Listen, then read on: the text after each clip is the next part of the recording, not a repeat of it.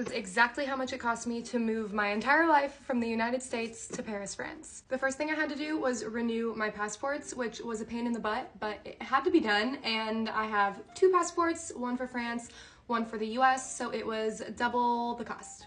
My US passport was really easy. It cost $190. It was $130 for the passport renewal and $60 to expedite it because I did it too late and I didn't want to risk not getting it before my flight. My French passport was a little bit more complicated because I'm from Phoenix, Arizona, and we do not have an international French consulate in Phoenix.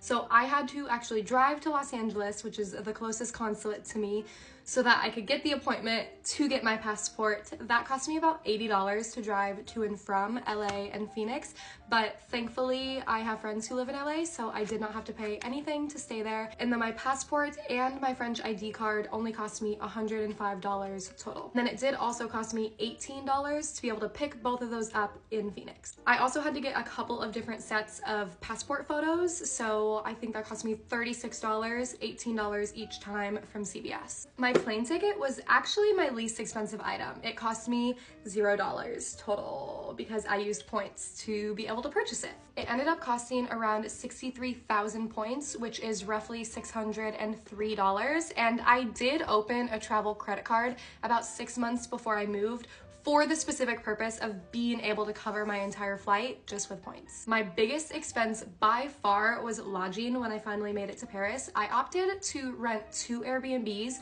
1 month each, just so I could test out a couple different areas of Paris before I found an apartment and give myself a little bit of time to find an apartment. And it was really expensive to do it that way. So I don't know if I recommend doing that. I would probably jump on some Facebook groups and try to find a cheaper option first and foremost, because my first apartment, which was in the 16th arrondissement, cost me $19.43 for the entire month. And my second apartment, which was in the 18th arrondissement, cost me $16.25 for 1 month.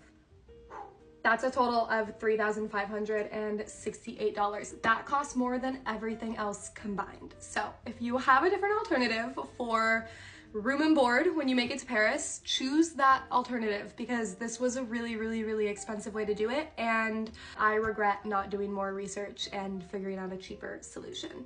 The biggest thing that I wanted to know when I was doing research on how much it would cost me to move to Paris is how much the luggage costs, because everyone's bringing 4, 5, 6 suitcases and no one talks about how much that costs to check them. I ended up checking 4 large suitcases, one of which was extremely overweight. I did it that way so that I would only have to pay 1 overweight fee, and